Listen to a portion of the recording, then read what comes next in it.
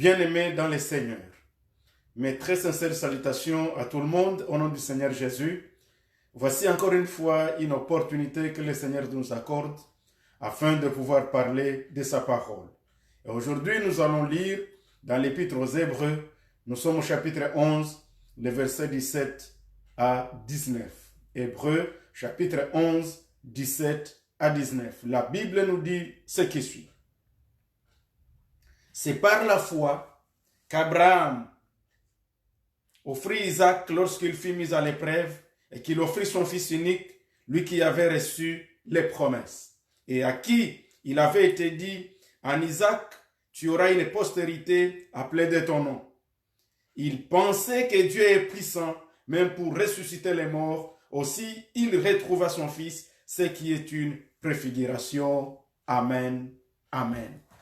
Que le nom du Seigneur soit grandement béni. Aujourd'hui, nous allons parler d'un sujet qui s'intitule la puissance de la pensée. La puissance de la pensée. Voilà ce dont nous allons parler aujourd'hui et je suis pertinemment convaincu que le Saint-Esprit va nous parler tous et que tous nous en serons grandement bénis. Alors, une chose que je vous demande, partagez la vidéo, invitez d'autres personnes et vous-même donnez-vous le temps pour qu'ensemble nous puissions suivre la parole de Dieu et Dieu nous bénira encore une fois. Prions. Saint-Esprit, nous sommes devant de toi encore une fois aujourd'hui. Nous avons besoin de ta révélation. Nous avons besoin que tu nous parles à travers de cette parole. Seigneur, nous ne pouvons rien de nous-mêmes. Nos pensées, Seigneur, ont toujours été loin de toi. Mais nous voulons que tu nous parles, que nous comprenions la puissance de la pensée et que toi-même tu puisses contrôler nos pensées, ô merveilleux Dieu, pour que nous puissions te plaire en toutes circonstances et pour que tout ce que nous puissions faire ta volonté. Bénis-nous, Seigneur, au nom de Jésus-Christ. Amen. Amen. Alors, bienvenue encore une fois au nom du Seigneur Jésus-Christ. Je venais de dire que nous allons parler d'un sujet intitulé « La puissance de la pensée ». Vous savez, l'homme est corps, esprit et âme. Le corps est le siège des sentiments et le siège de tout ce que nous pouvons. Du moins, le corps, c'est là que nous avons tout ce que vous pouvez avoir comme les cinq sens, le sens de toucher, que ce soit de la vue, que ce soit de l'odorat. Ici, tout ce qu'on connaît comme sens, ici, nous les ressentons, c'est dans le corps. Alors que l'âme est le siège des pensées, est le siège de tout ce que nous pouvons avoir comme émotion, comme sentiment. Et l'esprit, c'est le siège soit de l'esprit de Dieu, soit de l'esprit du monde ou de Satan, dirais-je. En d'autres termes, quand l'homme ou l'esprit humain, l'esprit de l'homme, lorsqu'il n'est pas dominé par Dieu, il est dominé par autre chose que les gens des fois pouvaient y croire ou ne pas y croire. Mais la réalité est telle que si vous n'êtes pas plein de l'esprit de Dieu, vous êtes plein de notre esprit. Et cet esprit-là n'est rien d'autre que l'esprit du méchant. Mais l'élément important aujourd'hui que je veux que nous puissions comprendre, c'est que maintenant, en tant qu'humain, vous êtes, comme je dis, nous sommes corps, âme et esprit.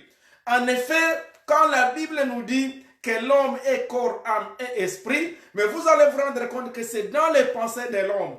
Parce que lorsque l'homme est conduit par l'Esprit de Dieu, la Bible dit qu'il y a toujours un combat entre le corps et l'esprit. Et ce combat entre le corps et l'esprit, il se situe au niveau de l'âme ou au niveau des pensées. En d'autres termes, ce sont les pensées qui sont au milieu. Lorsque vos pensées sont plus attirées par ce qui est le corps, et c'est là que vous allez, en d'autres termes, lorsque le corps vous attire tous plus, vos pensées vont dans le sens de ce corps. Et lorsque c'est plutôt l'esprit qui vous attire, alors vos pensées sont plus dans l'esprit, et c'est là que vous êtes en train de vivre tout ce qui est dans le monde spirituel, et c'est là que vous vivez les bénédictions ou les souffrances qui viennent de tel ou tel esprit qui vous dirige. Bien-aimés, il est très important donc de savoir que les pensées, soit les plus faibles ou les insignifiantes ou les mauvaises pensées qu'elles soient ou les bonnes pensées, qu'on les veuille ou pas, sont une vérité et elles sont indéniable. C'est-à-dire que tu le veuilles ou pas, l'homme a des bonnes pensées ou il a des mauvaises pensées.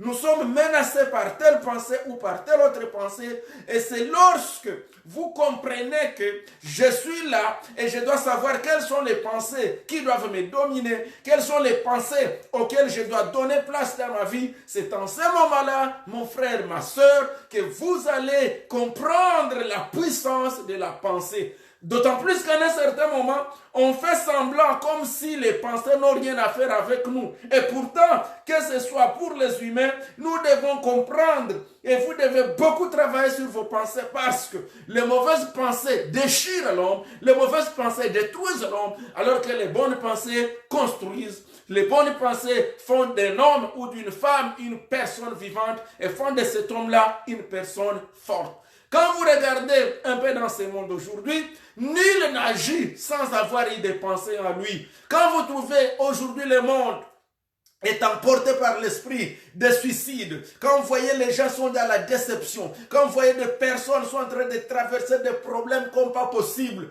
au point où l'on se décide même de ne plus rien faire, il y en a même qui se décident de ne même plus se laver, c'est à cause des pensées qui rentrent dans leur cœur, à cause des pensées qui rentrent dans leur vie. Alors les pensées là, quand elles sont mauvaises, elles peuvent vous détruire. Ce sont les mauvaises pensées qui amènent certaines personnes au suicide. Ce sont les mauvaises pensées qui amènent d'autres personnes à pouvoir détruire leur propre vie. Alors que les bonnes pensées donnent la foi aux gens, les bonnes pensées donnent l'assurance de vivre, les bonnes pensées donnent l'espoir de vivre. Et voilà ce dont nous allons parler aujourd'hui. Nous allons arriver à comprendre que les pensées sont puissantes et elles peuvent décider tout ce que sera votre vie. Elles peuvent décider votre vie si jamais toi-même tu décides de quel type de pensée, à quoi tu donnes pouvoir, quelles sont les pensées que tu donnes auxquelles tu donnes plus d'autorité sur toi, et ce sont ces pensées-là qui vont te diriger, ce sont ces pensées-là qui vont t'amener là où elles veulent t'amener, et si ce sont des bonnes pensées, elles t'amènent vers la vie, elles t'amènent vers le bonheur, elles t'amènent vers la paix, et si ce sont des mauvaises pensées, elles te détruiront. Ce que je ne te souhaite pas ce jour, je souhaite que tes pensées reviennent en toi, et que tu aies de bonnes pensées pour la gloire de Dieu.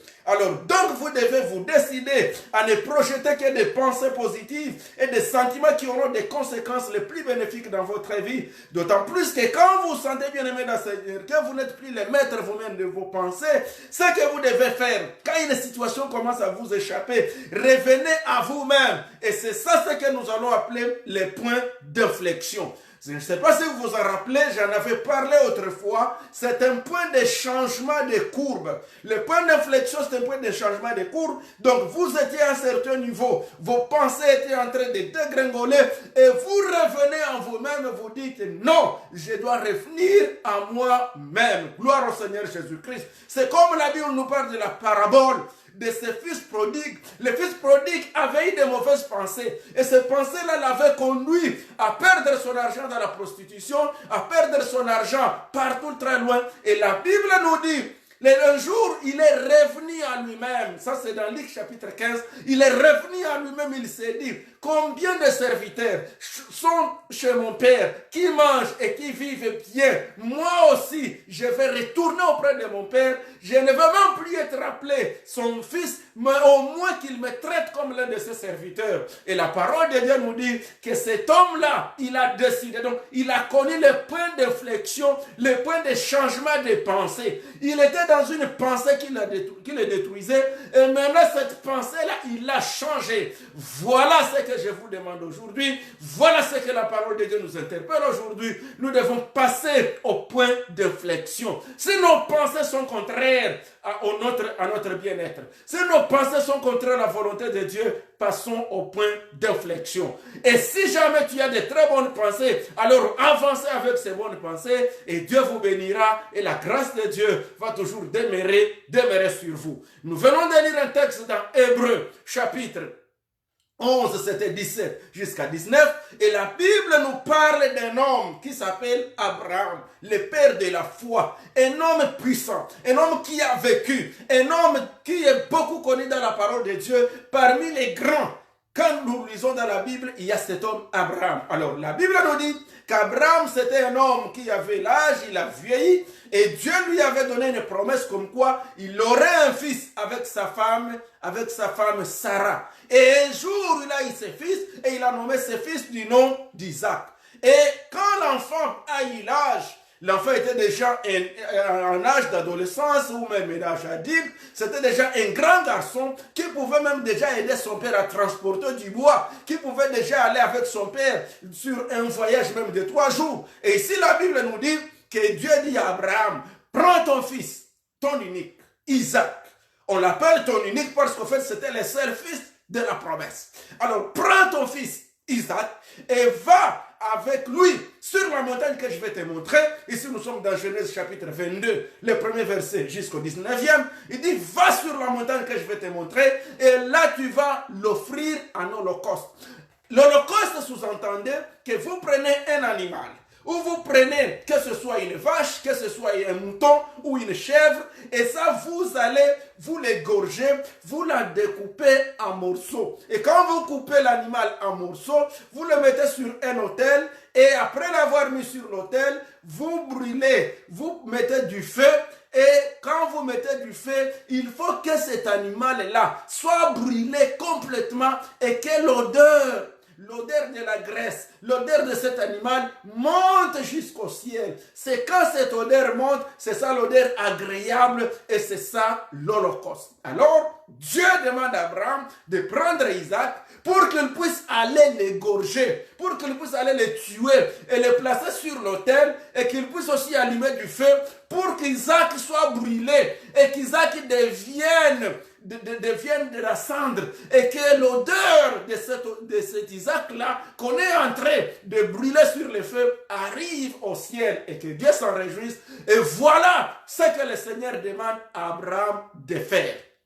Et pourtant, il sait que c'est l'enfant de la promesse. Et pourtant, le Seigneur sait que c'est le seul enfant que Sarah aime. C'est le seul enfant que Sarah a eu dans sa vieillesse après 90 ans. Et cet enfant-là, vous imaginez maintenant à cet âge-là, probablement, Sarah était déjà au-delà de 100 ans quand cet enfant devait être offert. Abraham lui-même était au-delà de cet âge-là. Mais qu'est-ce qui se passe? Il faut qu'il aille l'offrir. Et quand il va aller l'offrir, la Bible nous dit, voilà ce qui m'a beaucoup touché. Et c'est donc, je veux que chacun de nous comprenne aujourd'hui. La Bible dit au verset 19, il pensait en lui que Dieu est puissant. Alléluia. Même pour ressusciter les morts. Alléluia. Bien-aimé dans le Seigneur, tes pensées sont capables de créer. Tes pensées créent une vie. Tes pensées créent la vie là où il n'y en a plus. Quelle que soit la maladie, quelle que soit la souffrance, quelle que soit l'épreuve, tout est résultat de qu'est-ce que tu penses en toi. Vous savez, si tu penses que la situation est tellement difficile, l'inflation est là, si tu penses que voilà cette saison, elle va t'emporter, on n'a rien à faire. En d'autres termes, tout dépend de qu'est-ce que tu penses. Et c'est pourquoi d'ailleurs même, la Bible nous dit, Dieu dit aux enfants d'Israël, quand vous lisez dans les livres des Nombres, il dit, je ferai comme je vous ai entendu parler à mes oreilles. C'est lorsque Moïse avait envoyé les espions en Canaan, il en a envoyé 12. Il y avait 10 qui sont partis, et du retour, les 10 se disent, oui, nous avons vu Canaan. C'est vraiment un pays beau, où coule le lait et le miel. Mais nous, on ne peut pas rentrer dans ce pays. On ne peut pas hériter ce pays, parce que nous y avons vu des géants, des fils d'Anak, les Anakim et bien d'autres. Alors, leur pensée était qu'ils ne peuvent pas. Et la Bible nous dit, le peuple pleurait toute la nuit. Et pendant que le peuple pleurait toute la nuit, il y a 2 autres, Caleb et Josué, qui sont venus. Ils ont dit à Moïse, oui, c'est vrai ce que les amis disent. C'est vrai qu'on a vu des géants. Mais nous croyons que si Dieu nous est favorable, ce pays, nous allons y rentrer. Si seulement Dieu nous est favorable. Voilà qu'il y a 2 types de pensées. 2 types de pensées. Bien-aimé dans le Seigneur, n'oublie pas, le sujet de ce jour s'intitule la puissance de la pensée. Alors, ceux qui ont pensé que Dieu est capable de les amener jusqu'à acquérir ce pays, la Bible nous dit qu'ils y sont arrivés. Et ceux qui ont pensé qu'il était impossible, ils n'y sont pas arrivés. C'est pourquoi la Bible nous dit dans Nombre chapitre 14, 28, le Seigneur dit à ses enfants d'Israël, je vous ai bien entendu, mais moi là, je vous ferai tel que je vous ai entendu parler à mes oreilles. Mon frère, ma soeur, qu'est-ce que Dieu entend de toi parler dans ses oreilles? Et là, je ne parle pas de ce qui sort de ta bouche, mais ce qui sort de ton cœur, de ce qui sont tes pensées. Car la pensée a une puissance. Si vous pensez positivement, si vous pensez que la victoire est votre partage, et cette victoire sera à vous. Si vous pensez que rien n'est impossible à Dieu, alors rien ne sera impossible pour vous non plus. Pour vous également. Que le nom du Seigneur soit grandement béni. Alors ici, la parole de Dieu nous dit, pendant que Abraham partait sacrifier Isaac, il pensait en lui. Lui, il avait une pensée en lui. C'est vrai, je veux le sacrifier, mais je crois, je sais que Dieu est capable, même pour le ressusciter des morts. Et la Bible nous dit, il est parti. Pendant qu'il s'en allait en chemin, Abraham, oh alléluia, il était avec deux serviteurs. Il dit, vous restez ici. Après 3 jours de marche, il dit à ses deux serviteurs, vous restez ici, mais moi et les fils, nous allons sur la montagne pour adorer. Oh, ça m'a beaucoup touché. Il dit, nous allons adorer. Il n'a pas dit à ses serviteurs, je vais aller sacrifier Isaac en holocauste. Non, il a compris, moi je vais aller adorer. Et la Bible nous dit, ici nous sommes en Genèse 29, en Genèse 22 plutôt, il reprend les versets quand vous allez au verset 6. Il dit, et moi et les fils, nous reviendrons. Nous reviendrons et nous allons vous trouver ici. Donc, il pensait en lui. C'est vrai, je vais aller sacrifier Isaac. Je vais aller le donner à l'Holocauste. Mais Dieu est tellement puissant que même quand Isaac sera déjà mort, quand je l'aurai sacrifié, Dieu doit le ressusciter. Et moi, je vais retourner avec lui. Quelle foi! Alléluia! Qu'est-ce que tu penses en toi, bien-aimé dans le Seigneur? Crois-tu que ton Dieu est encore capable de ressusciter ce qui est en train de se mourir en toi? Crois-tu encore que Dieu est capable de réveiller ce qui est en train de dormir? Crois-tu que Dieu est capable, est en train de changer même ce qui a l'allure de n'avoir pas d'image? Qu'est-ce que nous tirons de cette leçon? La première leçon, c'est que Abraham n'a pas vu la réalité, mais il a pensé ce que Dieu est capable de faire. Vous savez, la réalité est là et tu n'es pas là pour changer la réalité. Mais tu peux croire que la réalité ne peut pas t'emporter. Abraham avait vu. C'est vrai, Dieu est sérieux dans ce qu'il me dit. Il me dit, prends le bois, prends aussi le feu et prends les couteaux. Et c'est vrai, j'y vais. Et la Bible nous dit lorsqu'il est allé sur le mont Morija, je m'excuse, lorsqu'il est arrivé sur la montagne, la Bible dit, il a dit à Isaac, prends maintenant le bois, mets ça là-bas. Et il a tout arrangé. Et Isaac lui dit, papa, mais je vois, nous avons du bois, nous avons du feu, nous avons aussi le couteau, mais où est l'agneau pour l'Holocauste?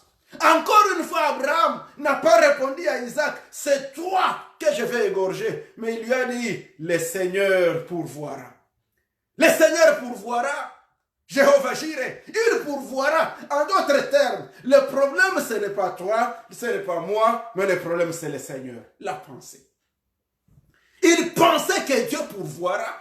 Et la Bible dit, comme c'est ce qui tournait dans ses pensées, comme c'est ce qui... Et d'ailleurs, lisez bien le Proverbe 23, verset 7. La Bible dit, tel est un homme, telles sont ses pensées. Telles sont les pensées d'un homme, tel il est. Quelles sont tes pensées? Si tu crois à l'impossible, si tu crois que rien n'est possible encore, alors on ne fera rien de toi. Si tu crois que tu n'auras jamais d'enfant, tu n'en auras jamais. Et si tu crois que la paix, il y a des gens qui n'ont jamais cru qu'ils iront au ciel, on ne peut rien faire. Si tu ne crois rien, si tes pensées sont telles que toi tu n'iras nulle part, alors tu n'iras nulle part. Mais si tu crois que moi là, peu importe tout ce que je suis en train de faire face au monde, mais je crois que moi, je serai au ciel. Je t'assure, le ciel est à toi. Le ciel est à toi. Alors, quand on dit la parole de Dieu, pendant qu'Abraham était là, pendant qu'il croyait, la Bible dit, il a arrangé le bois. Il a allumé même, il a tout arrangé. Et il a mis Isaac au-dessus. Après l'avoir lié, il l'a mis sur l'autel. L'ayant mis sur l'autel, il a pris le couteau. Pendant qu'il voulait l'égorger, la Bible dit, il a entendu une voix. Abraham, Abraham, Abraham, ne fais pas ce mal pour l'enfant. Car maintenant je suis convaincu que tu m'aimes. Retourne. Et la Bible dit, lorsqu'il a tourné, il a vu un bélier qui était dans les buissons. Et le Seigneur lui dit, prends ce bélier à la place de cet enfant. Et il a pris le bélier avec Isaac. Maintenant, ils ont égorgé le bélier. Ils ont adoré. Ils ont fait le sacrifice. Ils ont fait l'holocauste. Et après, ils sont rentrés tous les deux. Qu'est-ce qui a amené Abraham à arriver à cela? Bien-aimé dans le Seigneur, écoute-moi très bien. Alors, il y a un certain nombre d'éléments que je souhaite que nous puissions passer en revue tous ensemble. Le tout premier élément que tu dois mettre à l'esprit dans la vie, dans tes pensées, si tu veux que effectivement tes pensées réussissent, comprends que ce n'est pas ce que tu es qui te retourne en arrière dans la vie, mais ce que tu penses ne pas être. Ce qui t'amène à rétrograder dans la foi, à rétrograder dans les pensées, ce n'est pas ce que tu es, mais ce que tu penses ne pas être. Je vais m'expliquer. Toi, tu es là. Mais le problème, c'est que tu ne crois pas. C'est que si tu penses que toi, tu ne réussiras jamais aux études, tu ne réussiras jamais à l'école, tu ne réussiras jamais dans la vie, tu ne seras... Voilà ce qui te fait rétrograder, parce que toi, tu penses que, maintenant, comme toi, tu ne réussiras jamais, comme toi, tu n'es pas ça, donc toi, tu ne vaux rien. Non, mon frère, ma soeur, ce n'est pas ce que tu n'es pas qui fait que tu sois rien, c'est ce que tu es qui fait que tu sois quelque chose. Donc tu n'as pas à t'embrouiller pour ce que tu n'es pas. Tu dois faire confiance à ce que tu es.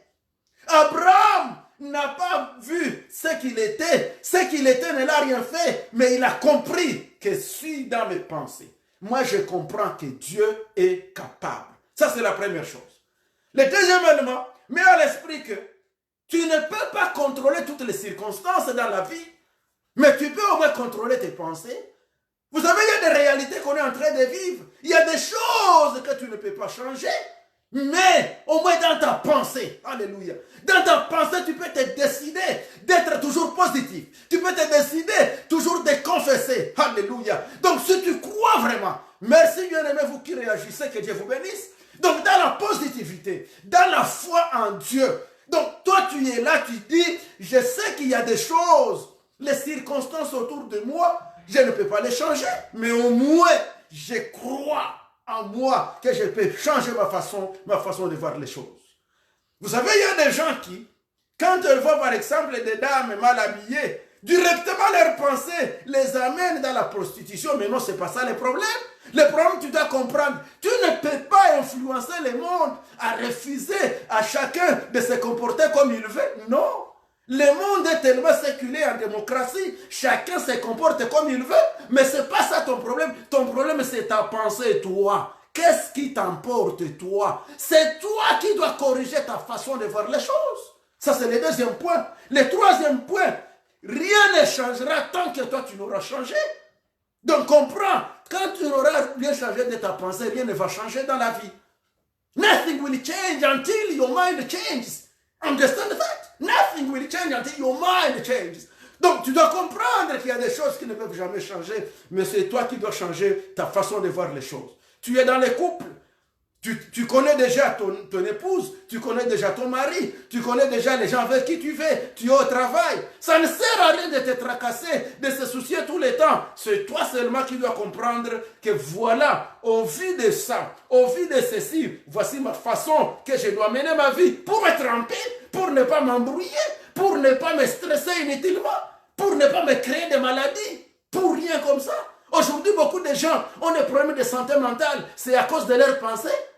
Ils ont pensé, rêvé un impossible qu'ils ne savent pas atteindre. Alors reviens à toi-même. Alors le quatrième élément, comprends une chose, c'est que l'information n'amène pas la transformation.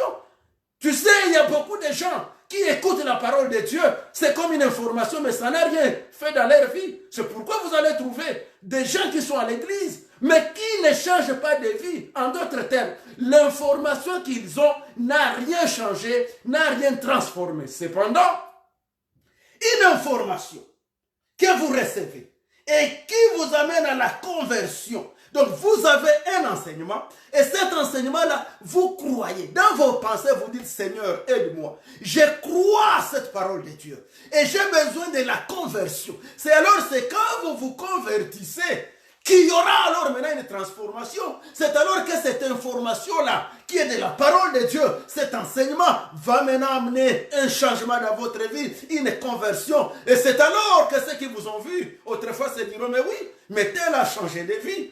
Tel a changé de position. Et c'est ça le point d'inflexion dont je parlais. Donc tu étais dans une certaine direction et tu te décides de changer complètement. Ça c'est le 4e élément. Le 5e élément, c'est que l'enseignement de la parole de Dieu amène la révélation. Et c'est cette révélation-là, quand vous la transférez dans vos pensées spirituellement, c'est cette révélation qui va amener un changement positif dans votre vie.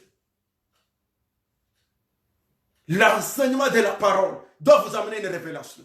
Et quand l'enseignement de la parole ne t'amène pas une révélation, là c'est déjà un danger. Il faut que l'enseignement de la parole, c'est pourquoi, je vous dis bien aimé dans le Seigneur, la parole de Dieu parle au-delà de ce que nous lisons. Elle parle au-delà des écrits. Elle parle au-delà de ce que vous êtes en train juste de lire. C'est pourquoi la Bible, c'est pas comme un livre, c'est pas un roman qu'on lit pour la simple raison de lire. Non! Faut-il que la Bible, quand vous lisez cette parole de Dieu, que le Saint-Esprit vous parle et vous révèle des choses. 6e élément, telles sont les pensées de l'homme, tel il est. Ça c'est le Proverbe 23, 7. Qu'est-ce que tu veux être? Et c'est pourquoi d'ailleurs la Bible nous dit, dans Philippiens, la Bible nous dit quand vous lisez bien Philippiens, que tout ce qui est vrai, que tout ce qui est digne de foi, tout ce qui est digne de confiance, que toutes les bonnes pensées, la Bible dit, soit la raison de vos pensées jour et nuit. Donc que tout ce qui est vrai, que tout ce qui est digne, tout ce qui est véritable, que cela soit le sujet de vos pensées. Je ne sais pas qu'est-ce qui est le sujet de vos pensées. Vous savez, si tu ne veux que penser négativement, si tu ne veux que te penser des choses, des échecs, alors là ta vie sera toute une vie d'échecs, malheureusement. Mais une bonne nouvelle, c'est que jusque-là tu n'as rien perdu. Le passé, il est passé. Mais tu peux encore te créer un nouveau futur, un meilleur futur en Dieu dans tes pensées. Et la foi en Dieu, c'est ça qui conduit nos pensées. Alors, le 7e élément, la chose la plus difficile, ou le projet le plus difficile à construire, c'est la pensée de l'homme. Or, c'est quand vous réussissez à construire la pensée de l'homme que vous avez changé toute une vie. Tu as besoin de faire de meilleurs projets. Commence par la pensée. Commence par ta foi en Dieu. Qu'est-ce que tu crois? Abraham, lui, il a compris que de tout ce que je peux faire, je dois penser à moi que Dieu est puissant. God is able. He was thinking that God is able. He was wonderful. He was thinking, this is only what he was thinking. In whatever he was doing, he was just thinking that God is able. God is able even to raise up the dead. Il croyait en lui que Dieu est tellement puissant. Dieu, mon frère, ma soeur, Dieu est tellement puissant pour changer ce qui n'a pas marché dans ta vie. L'important, crois ça. Mets ça dans ta tête. Le problème, c'est quoi? C'est que nous voyons ce qui nous entoure. Et je vais y arriver bientôt. Alors, le 8e élément, il faut mettre ensemble que tu es la somme. Toi, tu es la somme de toutes tes pensées. Et les miracles ne peuvent rien changer dans ta vie. Si toi-même là, tu ne changes pas tes pensées. Et c'est ça que je souhaite que nous puissions arriver à comprendre. Parce qu'à un certain moment, les gens se mettent en train de chercher les miracles. Ils oublient que le problème, c'est que la pensée de l'homme arrive même à être plus puissante même que la promesse. Écoute-moi très bien. La pensée est plus puissante même que la promesse. En d'autres termes, si Dieu t'a promis une épouse, si Dieu t'a promis des enfants, si Dieu t'a promis un bon travail, si Dieu t'a promis une élévation, si Dieu t'a promis quelque chose, mon frère, ma soeur, Dieu, lui, il est Dieu et ce qu'il promet, il l'accomplit. Mais tout dépend de tes pensées. Si tu crois dans tes pensées que je l'aurai, alors tu l'auras. Mais si tu ne crois pas, tu n'auras rien. C'est pourquoi je dis que la pensée est puissante même que la promesse. Je vais m'expliquer. Les 10 espions qui sont allés à Cana, tous avaient la promesse. Tous les 12 tous les 12 avaient la promesse qu'ils doivent hériter Canaan, qu'Israël va rentrer à Canaan. Mais quand ils sont revenus, ils sont allés avec une même pensée, mais ils reviennent avec deux pensées différentes. Ceux qui avaient la pensée qu'ils ne peuvent pas, alors cette pensée est devenue puissante même plus que la promesse de Dieu. C'est comme ça qu'ils ne sont pas rentrés à Canaan. Alors que les autres, qui avaient cru, Caleb et Josué, que Dieu est capable de les amener là-bas, leur pensée a surmonté, leur pensée a marié la promesse de Dieu, et voilà pourquoi ils ont réussi. Ils sont entrés à Canaan. Donc comprenez que la pensée de l'homme peut être plus forte qu'une promesse si elle devient une mauvaise pensée. Parce que la mauvaise pensée détruit l'espoir. Une mauvaise pensée détruit l'espérance. Une mauvaise pensée nous amène à ne plus croire que ce que Dieu a dit, il est capable de le faire. Voilà ce qu'Abraham lui savait que Dieu était capable. Donc, quelle que soit la grandeur de la promesse, ces promesses dépendent de votre attitude. Quelle est ton attitude? Ta mentalité va déterminer l'accomplissement de la promesse de Dieu. Ainsi donc, si vous pensez que vous ne pouvez pas, alors vous ne pourrez pas. Mais si vous croyez que c'est possible, vous le verrez et vous le verrez s'accomplir. C'était ça pour Abraham. Alors qu'est-ce qui change au fait? La pensée de l'homme. La pensée des gens, qu'est-ce qui change? La première chose, c'est la réalité de la vie. C'est ce que nous voyons qui change. Quand on regarde ces enfants d'Israël, ces espions, quand ils ont vu les géants, cette réalité-là a changé leur pensée. Oh Seigneur, fais-nous grâce. Que la réalité, que ce qui est autour de toi ne change pas ta foi en Dieu. Ne regarde pas ton problème, mais regarde la grandeur de Dieu. C'est comme, bien aimé dans le Seigneur, lorsqu'Israël était en face de Goliath, tous les enfants d'Israël, ils ont vu la réalité. Goliath est géant. Il est tellement grand qu'on ne peut pas le battre. Pendant qu'il voyait sa grandeur, au même moment, David, lui, quand il voit la grandeur de Goliath, il se dit, il est tellement géant qu'on ne peut pas le rater. Même quelqu'un qui ne sait pas jeter une pierre ne peut pas le rater. Donc tu vois, c'est deux façons différentes de voir les choses. Tout dépend de la pensée de chacun. La pensée des enfants d'Israël devant Goliath, c'était il est géant. S'il se jette sur nous, tous on sera écrasés. Et la pensée de David était, il est tellement géant que si même je prends un petit caillou, je ne peux pas le rater. Je ne peux pas manquer ma cible parce qu'il est tellement géant. Et Dieu, il marie toujours les pensées positives. Quand vous avez des pensées positives, quand vous croyez et que vos pensées marchent ou se marient avec la parole de Dieu, Dieu, lui, il met un amen et son amen crée des miracles et ça fait des actions. Amen. Alléluia. Gloire au Seigneur Jésus. Je m'en vais petit à petit pour terminer, mais je veux que vous compreniez les choses. La deuxième chose qui change les pensées de l'homme, c'est quoi? Ce sont les problèmes, les difficultés. Il y a beaucoup de gens à cause de problèmes.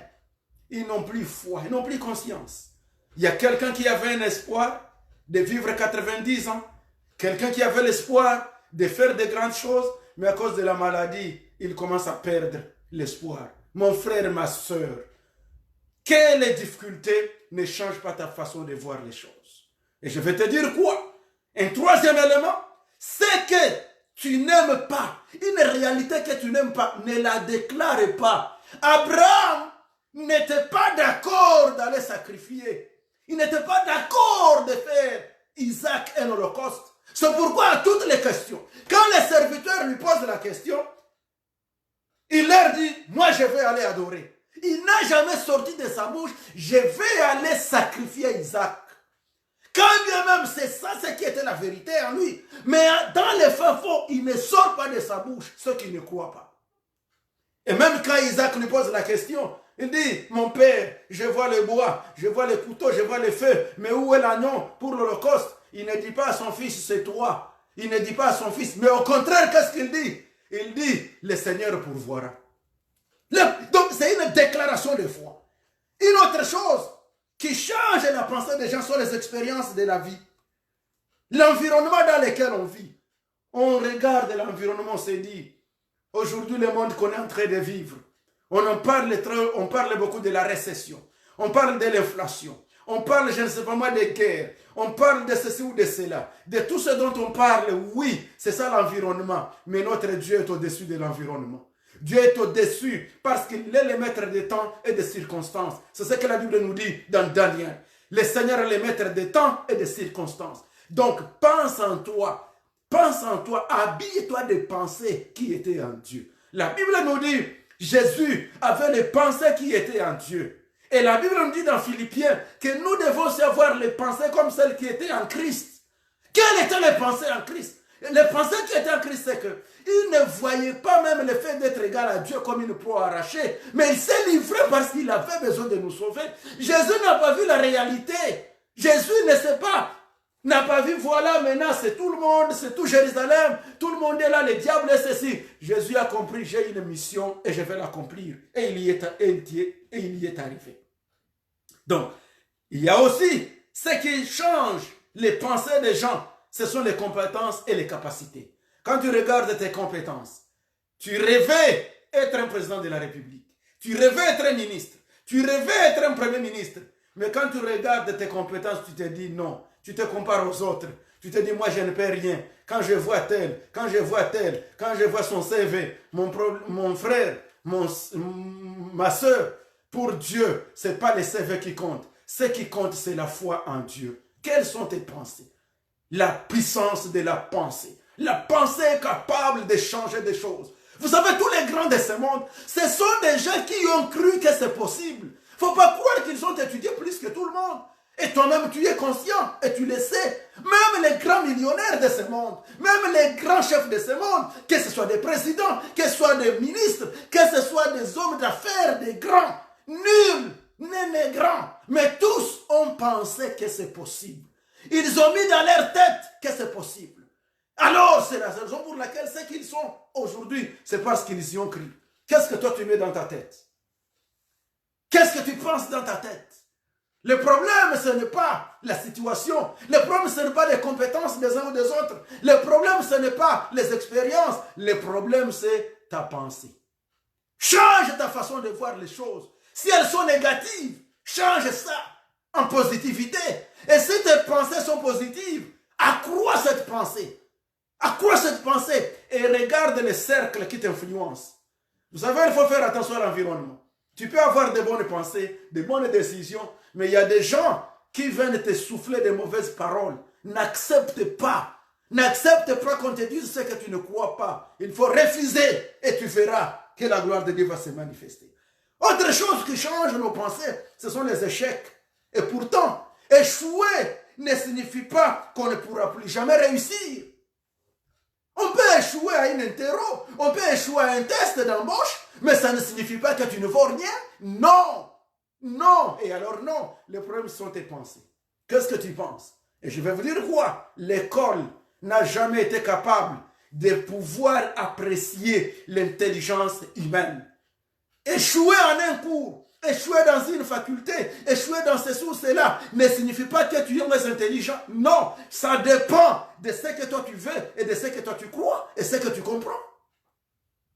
Si tu y crois, tu verras la gloire de Dieu. Et enfin, il y a les déceptions. Les déceptions amènent beaucoup de gens à pouvoir, dans leur vie, avoir des pensées négatives. Ma conclusion est la suivante. Comment vaincre les mauvaises pensées et garder le moral haut et voir la puissance de la pensée positive? Reconnais tes forces et tes faiblesses. Reconnais, oui, je suis un humain, mais j'ai des forces et j'ai des faiblesses. Et quant aux faiblesses, comprends que je puis tout par celui qui me fortifie. Philippiens 4,13. Donc, même là où je suis faible, je dois comprendre qu'il y a quelqu'un pour m'appuyer. Deuxième chose, ne crois pas à ce que les gens disent de toi et pensent de toi, mais plutôt crois en toi-même et fais confiance en Dieu. Crois en toi-même et fais confiance en Dieu. C'est comme le disait Socrate, connais-toi toi-même. Vous savez, les gens, ils nous connaissent mal, mais personne ne te connaît à part toi-même et à part ton Dieu. Alors fais confiance en toi-même. Les gens, il y en a qui ne te croiront que lorsqu'ils verront ce que tu auras déjà fait, ce que tu auras accompli. Il y en a qui ne peuvent t'encourager. Souvenez-vous de Bartimée. Bartimée, quand tu lui criais, oh Jésus, Jésus, fils de David, aie pitié de moi. Les disciples n'ont pas cru en lui. Ils ont dit, tais-toi, tu déranges les maîtres. Mais plus il montait sa voix, plus il croyait en lui, il criait tout haut. Parce que Bartimée a crié en lui-même et a crié en Jésus.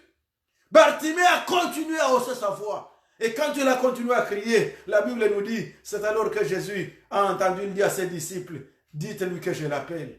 Alors c'est quand on l'a appelé, quand Jésus l'a appelé, que les disciples ont cru en Bartimée, en ce que Bartimée faisait. C'est alors qu'ils ont cru que Bartimée, son appel, avait une raison. Même la femme qui avait la perte de sang pendant 12 ans, personne ne pouvait la croire, mais elle a cru en elle-même. Les médecins n'ont pas été capables de la sauver, mais elle-même a cru. Elle a eu une pensée, la Bible dit, elle se disait dans son cœur, que si je touche et ne fût que le pan de son vêtement, je serai... Donc la pensée c'est la guérison. C'est la pensée de cette dame qui lui a donné la guérison. C'est la pensée de Bartimée qui lui a donné la guérison. Et toi, que fait ta pensée? Donc, Bartimée a pensé que Jésus, là, même regardez Zachée. Zachée partait monter sur le sycomore parce qu'il pensait en lui que Jésus passerait par ici. Et quand il va passer, il me verra. La puissance de la pensée. En plus, comprends et intériorise ça du fin fond de ton cœur que Dieu est puissant même pour ressusciter ce qui est mort.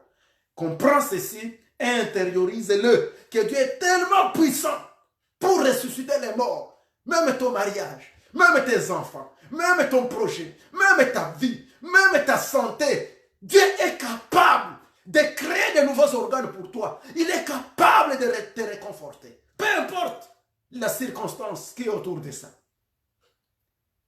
Ne fixe donc pas les regards sur les problèmes, mais fixe ça sur la providence de Dieu. David n'a pas fixé ses regards sur la taille ni les armes de Goliath, mais plutôt sur la grandeur et la puissance de Dieu. C'est comme ça que David a abattu Goliath. L'avant-dernier point, garde-toi de déclarer par ta bouche ce que tu ne veux pas, même si telle est l'évidence. Abraham n'a jamais déclaré qu'Isaac était l'holocauste à offrir. Enfin, demande au Seigneur de guérir tes pensées mauvaises. Tu sais, tu peux avoir des pensées mauvaises, des pensées qui te détruisent. Et là, je vais te lire les tout derniers versets. Nous sommes ici dans Jérémie, chapitre 17, le verset 14. La parole de Dieu nous dit ce qui suit. Oh, alléluia. Jérémie 17, verset 14. La Bible dit, guéris-moi, Éternel, et je serai guéri. Sauve-moi, et je serai sauvé, car tu es ma gloire. Amen. Ma prière ce jour, c'est que le Seigneur guérisse nos pensées. Que le Seigneur guérisse nos pensées, nos façons de voir les choses. Parce que le corps et l'esprit sont en combat. Et le combat se fait dans nos pensées. Et c'est pourquoi Paul, écrivant aux Corinthiens, dit, Seigneur, que nous puissions prendre en captivité toute pensée à l'obéissance de la parole de Christ. Que Dieu vous bénisse, que votre pensée soit puissante et vous donne la vie, vous donne la victoire dont vous avez besoin et vous amène à pouvoir conquérir les promesses que vous avez. C'est ça la foi en Jésus. Que Dieu vous bénisse. Nous prions. Seigneur Dieu, nous disons merci à toi. Ce que nous demandons, c'est que tu guérisses nos pensées. Ceux qui ont de mauvaises pensées, Seigneur, ramène-les dans de bonnes pensées. Et ceux qui ont de bonnes pensées, merveilleux Dieu, que tu puisses toujours nous aider à accroître cette bonne pensée, qui est la foi. Comme celle que tu as donnée à Abraham, qui pensait que tu étais puissant, que ceci remplisse nos cœurs. Je prie pour mes frères et sœurs, quels que soient les problèmes, que ceux qui sont malades, quelles que soient les difficultés, que chacun de nous, Seigneur Dieu, aide-nous à comprendre que tu es capable, que tu es tellement puissant jusqu'à ce, Seigneur, même à ressusciter les morts. Merci, car tu bénis tes enfants, tu les libères et tu nous donnes de bonnes pensées. Ceux dont leurs pensées sont déjà allées loin dans la déception, dans le découragement. Nous les ramenons à l'obéissance de la parole. Au nom de Jésus. Amen. Que Dieu vous bénisse, bien-aimés, dans le Seigneur.